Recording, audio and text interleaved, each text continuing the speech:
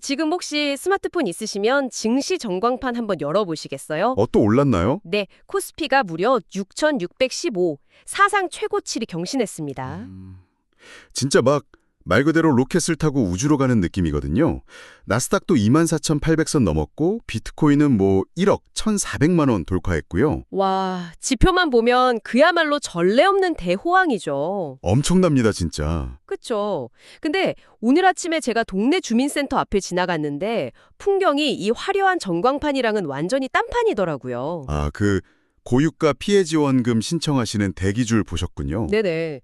그 요일제를 착각해서 헛걸음하시는 분들도 막 수두룩하고 무엇보다 기껏 지원금을 받아도 동네 주유소의 65%에서는 결제 자체가 안 된다고 하니까 막 고성이 오가고 난리도 아니었어요. 그게 오늘 우리가 주목해야 할 굉장히 중요한 포인트거든요.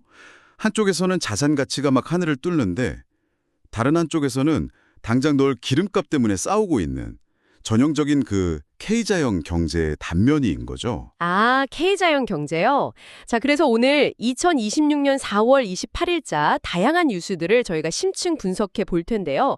오늘 저희 방송 들으시는 분들이 그 고객과의 중요한 미팅을 앞둔 보험 영업 전문가 분들이시잖아요. 네, 맞습니다. 그래서 저희의 미션은 딱 하나입니다. 이 방대한 뉴스들 속에서 어떻게 고객의 삶과 직결되는 통찰을 뽑아내서 아주 자연스러운 컨설팅의 연결고리로 만들 것인가? 방금 말씀하신 그 K자형 경제 현상도 되게 좋은 오프닝 소재가 될 것 같거든요. 그럼요. 이게 사실 증시 화랑은 빅테크나 AI 트렌드에 올라탄 외국인 자본이 이끄는 거잖아요. 반면에 서민들 지갑을 털어가는 고유가는 일상적인 현금 흐름을 타격하는 거고요. 아, 자산과 현금 흐름의 괴리네요. 그렇죠. 그래서 고객 만나셨을 때 요즘 주식시장 뜨거운데 혜택 좀 보셨냐고 가볍게 물어보신 다음에 근데 당장 체감 물가 생각하면 현금 흐름 관리가 참 팍팍해진 시점이다.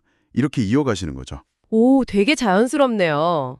네, 숫자로 보이는 자산이랑 실제 쓸 수 있는 현금의 차이를 딱 짚어주면 재무 설계의 필요성을 아주 쉽게 환기할 수 있거든요. 고객 입장에서도 이 사람이 내 팍팍한 현실을 알아주는구나 하고 공감대가 확 생기겠네요. 아, 그리고 미팅 시작할 때 날씨 이야기 많이 하시잖아요. 오늘 중부지방 중심으로 비랑 돌풍 예보되어 있고 쌀하고박 떨어지는 것도 있대요. 아, 우박이요? 네. 그러니까 오늘 우박 조심하시라는 가벼운 인사로 시작해서 방금 저희가 나눈 그 경제의 온도차 이야기로 넘어가면 완벽한 빌드업이 될 것 같습니다. 아주 훌륭한 접근입니다. 그렇게 현금 흐름으로 문을 여셨다면 이제 다음은 한국인 자산의 핵심이죠. 부동산이랑 노후 문제로 싹 시선을 옮겨보는 겁니다. 아, 부동산. 안 그래도 정책 변화 시그널이 엄청 강하더라고요. 그 주택 장기 보유 특별 공제 개정안 보셨죠? 네네, 봤습니다. 뼈대가 아주 명확하죠. 앞으로는 그냥 집을 오래 가지고 있었다고 세금을 깎아주는 게 아니라 직접 거주한 기간을 기준으로 혜택을 주겠다는 거잖아요. 막 실거주하면 최대 80%까지 공제해주고 비거주는 아예 빼버리고요. 맞아요. 제가 이거 보면서 딱 헬스장 회원권이 생각났거든요. 예전에는 막 등록만 해놓고 안 가도 할인해줬다면 이제는 매일 출석해서 러닝머신 뛰는 사람한테만 혜택 주겠다. 뭐 이런 거 아닌가요? 그 비유 진짜 찰떡이네요. 정확히 정부 의도입니다. 그 실사용 가치가 없는 부동산 소유는 투기로 간주하겠다. 이 강력한 의지인 거죠. 금융당국이 그 비거주일 주택자 전세대출 규제 강화하는 것도 다 같은 맥락이거든요. 아, 투기성 자본을 원천 차단하겠다. 네, 여기서 제가 약간 의문이 드는 게요. 근데 어떤 거요? 지금 서울 전세 수급 지수가 180에 육박하잖아요.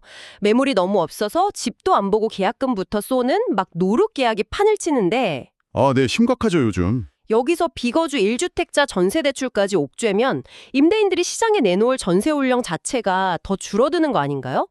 결국 서민들만 피해보는 것 같은데. 굉장히 예리하십니다. 그게 지금 부동산 시장이 빠진 치명적인 딜레마거든요. 정부는 투기 잡겠다고 규제하지만 시장에서는 공급자들이 매물을 걷어들이거나 비용을 전가해버리는 거죠. 그 노룩계약이라는 것도 결국 절박한 실수요자랑 부족한 공급이 충돌해서 생긴 참사고요. 그러면 전문가님, 이 상황을 영업인들은 고객의 자산 관리 측면에서 어떻게 풀어내야 할까요? 여기서 진짜 중요한 통찰이 나옵니다. 국가 정책이 다주택자나 갭투자 퇴로를 다 막아버렸잖아요. 이제 부동산으로 손쉽게 노후대비하던 시대는 끝났다는 뜻입니다. 게다가 국가가 보장하는 기초연금, 이것도 지금 흔들리고 있죠. 아, 그 노인 연령 기준 상향 논의요. 이거 수령 연령 늦추면 재정 지출을 603조 원이나 아낄 수 있다는 연구 결과 때문에 난리 났잖아요. 네, 당장 저소득층 지원 강화한다고 진화는 했지만 정부 입장에선 603조 원을 아껴야만 하는 상황인 건 팩트거든요. 와, 603조. 진짜 어마어마한 압박감이네요. 그러니까 고객한테 이걸 명확히 인지시켜야 합니다. 부동산 세제 혜택도 줄어들고 기초연금 수령도 밀릴 수 있다. 결론은 뭐냐? 국가나 제도가 더 이상 내 자산과 노후를 책임져 주지 않는다. 되게 서늘하네요. 미팅 자리에서 고객님 국가가 603조 아끼려는 상황인데 은퇴 후 60년은 누가 지켜줍니까? 이렇게 물어보면 진짜 사적 연금 필요성이 확 와닿겠어요. 바로 그겁니다. 거시적인 안전망의 공백을 짚어주는 게 가장 강력한 컨설팅의 시작이죠.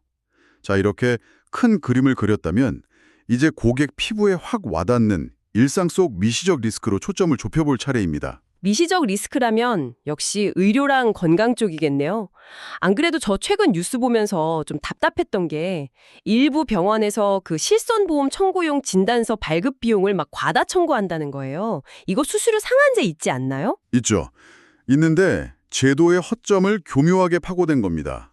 일부 병원들이 비급여 항목 이름을 살짝 바꾸거나 묶음으로 청구해서 규제를 피하는 거죠. 아, 실손가입 환자들은 비용에 덜 민감하니까 그걸 악용하는 거네요. 네, 일종의 낙수 수익을 챙기는 겁니다. 이건 뭐 아파서 병원 간 사람한테 물리는 숨겨진 세금이나 다름없네요, 진짜. 몇만 원 타려다가 서류 떼는데 다 쓰면 누가 청구를 하겠어요. 맞아요. 이게 환자 개인의 억울함을 넘어서 실손 생태계 전체를 흔드는 문제거든요. 비용 누수 생기면 결국 손해율 올라가고 나중에 보험료 갱칭폭탄으로 가입자들한테 다 돌아오는 구조니까요. 아, 악순환이네요.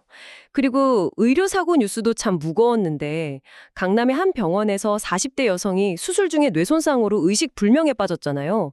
더 충격적인 건 수술 중에 마취과 의사랑 집도의가 둘 다 자리를 비웠다는 정황이고요. 참 안타까운 일이죠. 근데 현장에서 이런 뉴스를 꺼내는 게 좀 조심스러울 것 같거든요. 자동차 보험료 할인 특약 같은 건 가볍게 던지기 좋잖아요. 막 고객님 차량 2부제 참여하시면 보험료 할인되니까 꼭 챙기세요. 이렇게. 근데 의료사고는 자칫하면 막 공포 마케팅으로 오해받기 딱 좋단 말이에요. 충분히 딜레마를 느낄 수 있는 부분입니다. 절대 누군가의 비극을 영업도구로 쓰면 안 되죠. 여기서 핵심은 특정 병원을 비난하는 게 아니라 우리가 아무리 조심해도 통제할 수 없는 그 불확실성 자체에 초점을 맞추는 겁니다. 아, 자극적인 사건 자체보다 구조적인 리스크를 보라는 말씀이시군요. 네, 그러니까 고객님, 우리가 아무리 건강관리 잘해도 통제할 수 없는 변수는 항상 존재한다. 심지어 진단서 떼는데도 예상치 못한 돈이 나간다. 그러니까 최소한의 경제적 타격에 막아줄 안전망이 필요하지 않겠냐. 이렇게 이성적인 리스크 관리 관점으로 접근하는 거죠. 훨씬 낫네요.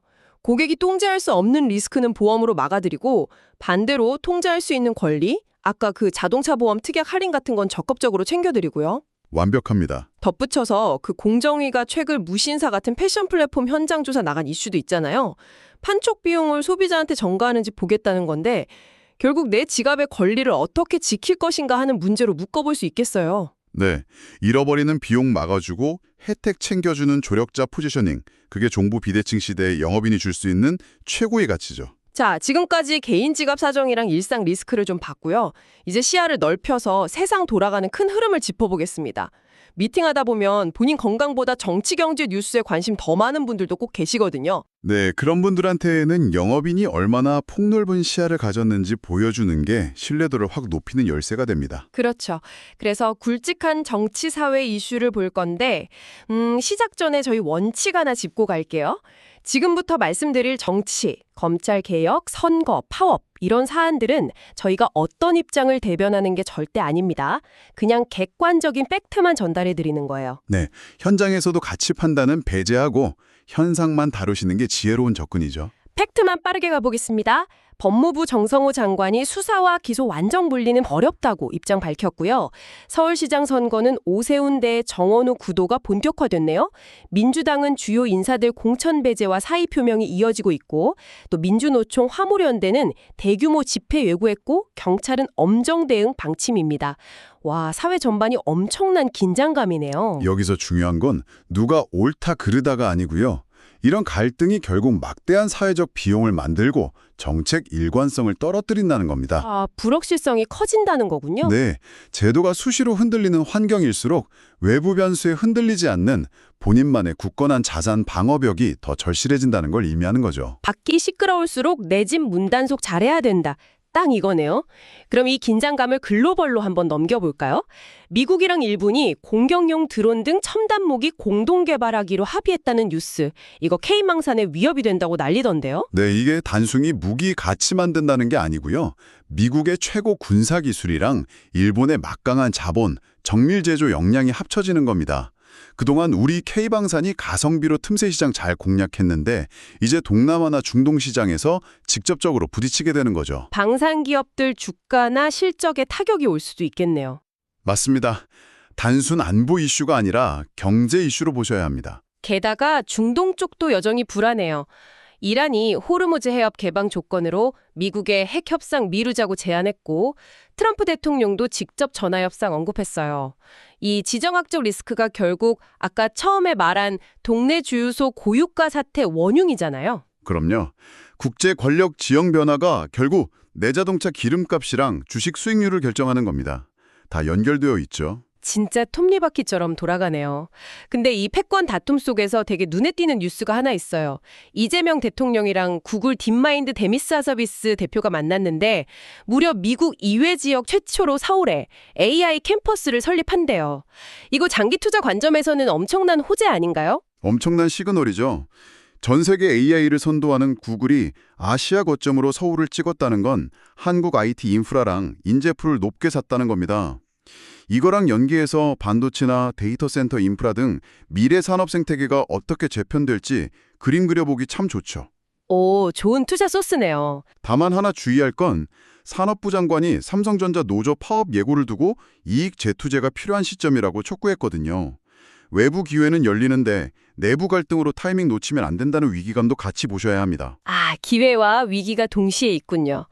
자, 마지막으로 조금 무거운 사회 이슈에 짚고 가겠습니다.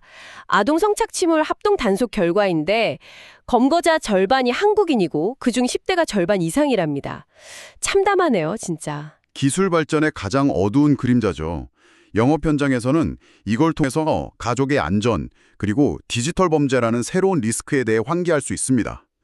물리적 질병뿐만 아니라 이런 예상치 못한 사회적 일탈로부터 일상을 어떻게 지킬 것인가, 이 니즈를 일깨우는 거죠. 네, 오늘 정치, 경제, 사회, 국제까지 진짜 숨가쁘게 달려왔습니다. 화려한 증시 이면에 팍팍한 현금 흐름, 줄어드는 부동산과 연금 혜택, 통제 불가능한 의료 리스크와 글로벌 패권 다툼까지 결론은 참 명확해 보입니다. 네, 더 이상 국가나 제도가 나의 안전을 100% 보장해주지 않는다는 거죠. 결국 개인이 주도적으로 안전망을 구축해야 하고 그 복잡한 셈법을 풀어줄 유일한 조력자가 바로 영업 전문가 여러분이라는 사실입니다. 오늘 브리핑 자료 마지막에 해결 명언이 있더라고요. 열정 없이 이루어진 위대한 일은 없다. 오늘 굳은 날씨에도 거절을 극복하며 현장을 뛰시는 여러분의 열정이 고객의 삶을 바꾸는 가장 위대한 무기라고 확신합니다. 전적으로 동의합니다. 근데 오늘 그 구글 AI 캠퍼스 설립 뉴스 보면서 제가 아주 도발적인 상상을 하나 해봤거든요. 오, 어떤 상상인가요? 머지않은 미래에 저 캠퍼스에서 훈련받은 AI가 실손 청구 데이터, 부동산 세법, 거시 지표, 심지어 유전자 지표까지 다 스스로 학습하는 날이 오지 않겠습니까? 그럼 어쩌면 우리 설계사들보다 훨씬 빠르고 정확하게 고객의 숨을 리스크를 찾아서 오차율 제로의 포트폴리오를 딱 1초 만에 짜줄지도 모릅니다. 와, 그건 좀 무서운데요. 기계가 나보다 완벽하게 리스크를 설계한다면 우리 영업인들 설 자리가 있을까요? 그래서 고객 만나러 가시는 길에 이 화두를 꼭 남겨드리고 싶습니다. AI가 완벽하게 분석하는 시대가 온다면 피가 흐르는 인간인 우리만이 고객의 눈을 맞추며 전달할 수 있는 대체 불가능한 가치는 과연 무엇일까요? 아, 아까 일기예보 일하기 했잖아요. AI가 내일 당신 인생에 폭우 내릴 확률 99%입니다. 라고 예측은 해줄 수 있겠지만 진짜 비바람 몰아칠 때 옆에서 같이 우산 씌워주면서 괜찮다, 우리가 다 대비해놨다 이렇게 체온 나누며 위로해주는 건 결국 인간만 할 수 있는 거 아닐까요? 오늘 저의 분석이 여러분과 고객 모두에게 든든한 우산이 되길 바랍니다. 오늘도 현장에서 승리하는 하루 보내시길 응원합니다.